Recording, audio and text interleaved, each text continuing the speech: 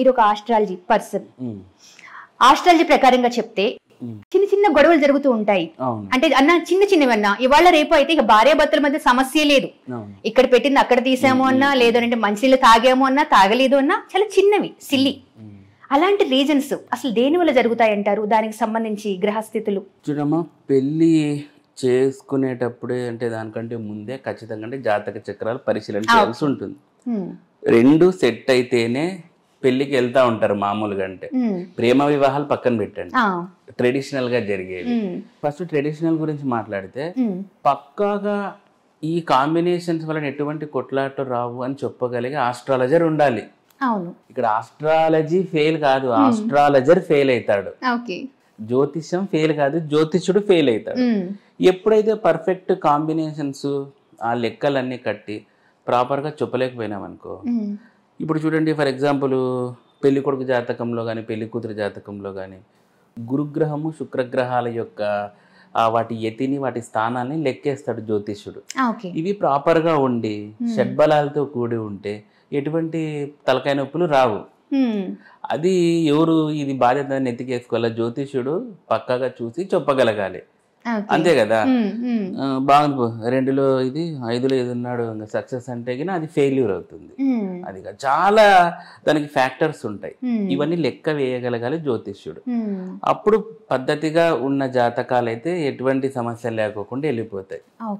Especially ఈ గొడవలన్నీ జరిగేది కుజదోషం ఉన్న వాళ్ళతో ఎక్కువ జరుగుతుంటాయి. కుజదోషము షష్టాష్టకాలం రెగ్యులర్గా వినింటాం, వాటితో పాటు పంచనవకాలను కొన్ని ఉంటాయి. పంచనవకాలు 12-1 ఇట్లాంటి కాంబినేషన్లు ఉన్నప్పుడు, ఎస్పెషల్లీ కుజుడు యతిలో ఉన్నప్పుడు కానీ ఆ సంబంధిత గ్రహాలతో ఉన్నప్పుడు ఎక్కువగా ఈ సంఘర్షణలు అనేవి జరుగుతూ ఉంటాయి, కొట్లాట్లు. అది మనం ముందే ఇది చేసుకొని రెక్టిఫికేషన్ చేసుకోవచ్చు. ఇక ప్రేమ వివాహాలకు వద్దాం. ప్రేమ వివాహాల్లో దానికి సంబంధించిన కొన్ని ఎత్తులు ఉంటాయి.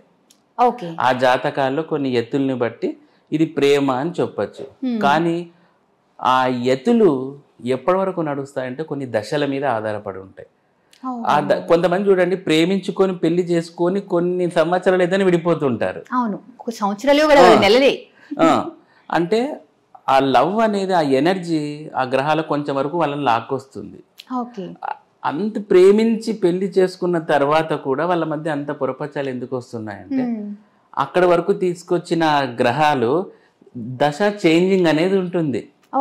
రైల్వే స్టేషన్ లో అవి మారుస్తారు కదా, అట్లా. ఇప్పుడు చూడండి మన రాకెట్ పరిశీలన చేయండి, పైకి వెళ్ళడానికి వరకు కొన్ని బూస్టర్స్ హెల్ప్ తో పై వరకు వెళ్ళిపోయిన తర్వాత అవన్నీ విడిపోయాక అది అసలైంది పైకి వెళ్ళిపోతుంది కదా.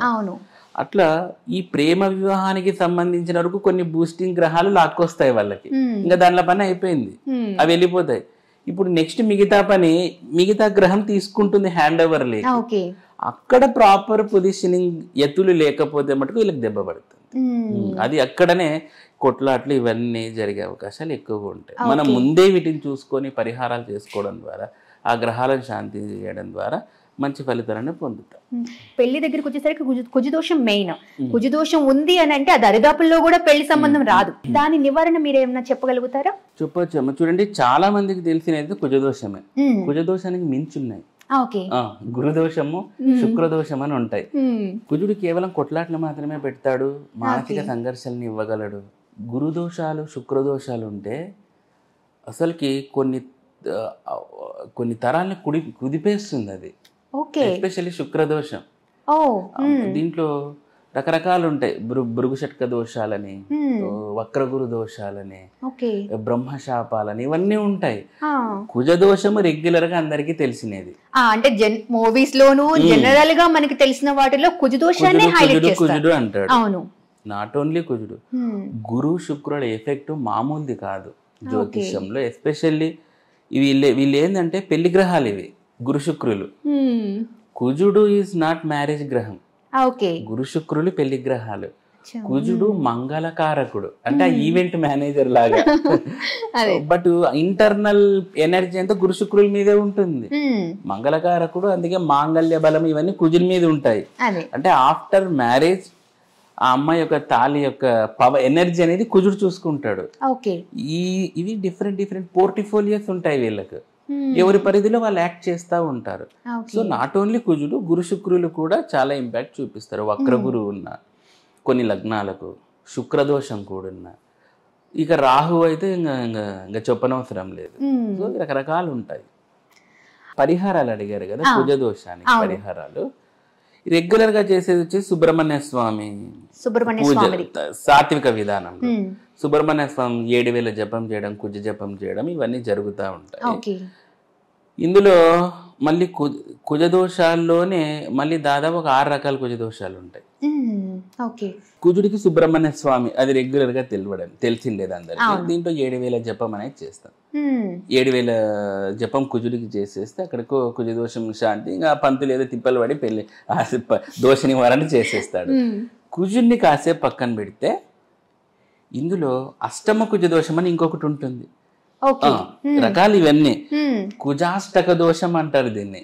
ఇది వెరీ వెరీ డేంజరస్ దోషం. అంటే ఇది మామూలు టెంపో కాదు, భయంకరమైనది. అసలు వాళ్ళు పెళ్లి అవ్వడం గగనము, కాని వాళ్ళు ఉంటారు అసలు చేసుకునేదే కాదు. వీళ్ళకి ఒకవేళ చేస్తే అత్తతో ఇంకా జుట్లు పట్టుకొని కొట్లాడతారు నిజంగా. అంటే అష్టమ కుజ దోషం అంతటి ఇంపాక్ట్ ఇస్తుంది. అత్త కూడా వెరీ అగ్రెసివ్ అత్త ఉంటుంది వాళ్ళకి. ఇప్పుడు చూడండి, మనం సినిమాల్లో గయ్యాలెత్తలు అంటారే, ఈ గయ్యాలి అత్తల సఫరర్స్ ఈ కోడళ్ళు ఉంటారే, వీళ్ళందరికీ అష్టమ కుజ ఉండే అవకాశాలు ఉంటాయి. అంటే హొరోస్కోప్ ఇండివిజువల్ మారుతుంది, బట్ మాక్సిమం అష్టమ కుజ ఉండే అవకాశాలు ఉంటాయి.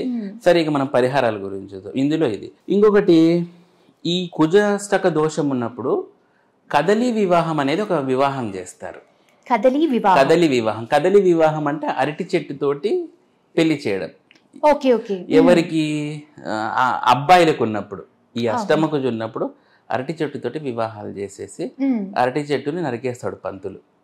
అరటి చెట్టుకో పేరు పెడతారు టెంపరీకి, రంబో, మేనకో, ఉర్వశో ఏదో ఒకటి పెడతారు. పెట్టి వానికి ఇచ్చి పెళ్లి చేసి దాన్ని చంపేస్తారు అరటి చెట్టుని. తర్వాత వాళ్ళ ప్రక్రియలో పంతులు చేసే బాధ ఆ పంతులు పడతాడు తర్వాత. ఇది అబ్బాయికి ఒక రకం ఉంటే అమ్మాయికి మళ్ళీ వేరే ఉంటుంది. అమ్మాయికి శ్వేతార్క వివాహము, తర్వాత కుంభ వివాహం అని ఉంటాయి. సేమ్ ఈ అష్టమ కుజ దోషాలకే. శ్వేతార్కం అంటే మన తెల్ల జిల్లేడు చెట్టు. ఇంకోటి కుంభ వివాహం అంటే పాట్, ఎంటీ పాట్, ఏమంటారు, కుండతోటి చేసేసి కుండను పగలగొట్టడము. శ్వేతార్క వివాహంలో కూడా వివాహం అనంతరం ఆ మొక్కకి నరికేయడం, ఆ పూలు తెంపేయడం, ఇది రకరకాల పద్ధతులు ఉంటాయి. ఇక్కడ మనం గుర్తుపెట్టుకోవాల్సింది ఏంటంటే, శ్వేతార్క అమ్మాయిలకు చూడండి, మన సాంప్రదాయం ఎంత పక్కగా చెప్పింది. అమ్మాయికి వచ్చేసరికి ఈ శ్వేతార్క అంటే ఈ మగజాతికి సంబంధించిన చెట్లు అనమాట ఈ అజంప్షన్ లో. అందుకే ఇది తెల్ల జిల్లేడు ఇది కొట్టు మగ వృక్షం లాగా. ఎందుకంటే అది ఇది కొట్టు గణపతి అంటాం కదా, విఘ్నాలు కలగకుండా. చూడండి మన సాంప్రదాయం ఎంత అద్భుతంగా వానికి చెట్టుకి ఇచ్చి చేస్తారు. రెండోది కుంభ వివాహం. కుంభ అంటే ఇది కడవ అని చెప్పాను కదా, ఎంటీ కడవ.